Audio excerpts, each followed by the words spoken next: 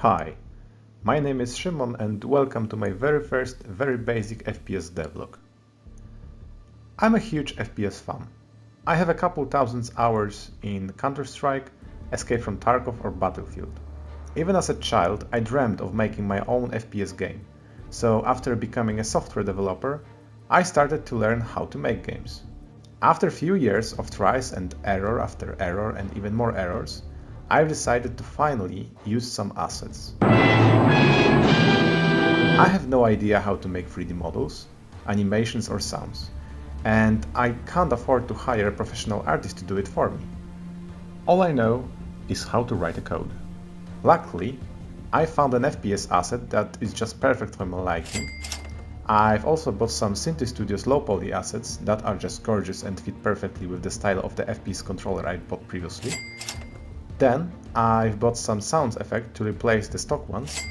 And finally, the AI component that is well designed, well expandable, and is working out of the box. But why, you may ask?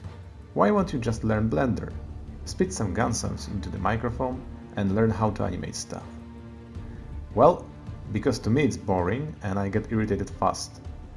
All those folders consist of unfinished projects that I've abandoned most of the time because I've tried to do everything myself and got burnt out. And on top of that, I just became a father. Anyways, one of my favorite single-player games was Hotline Miami, and I always imagined how it would look in 3D.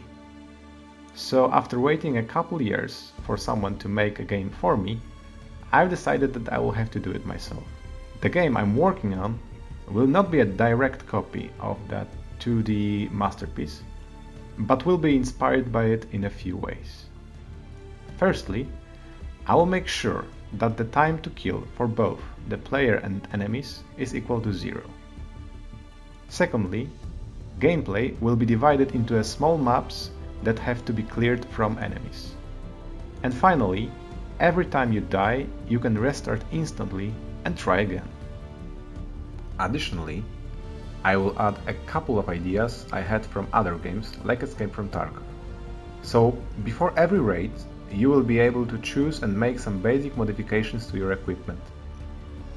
For example, on some maps, there will be rooms that can be spammed with higher impact weapons, but on the others, there will be multiple enemies and the rate of fire will be more important than the power of the projectile. Finally, on each map, you will be able to find clues and evidence that, if extracted, will enable you to progress to the next levels.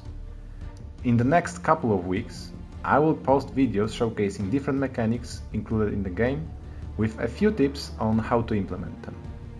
Thanks a lot for listening to my rambling. Consider subscribing if you are interested in more content like this, and see you next time. Cheers!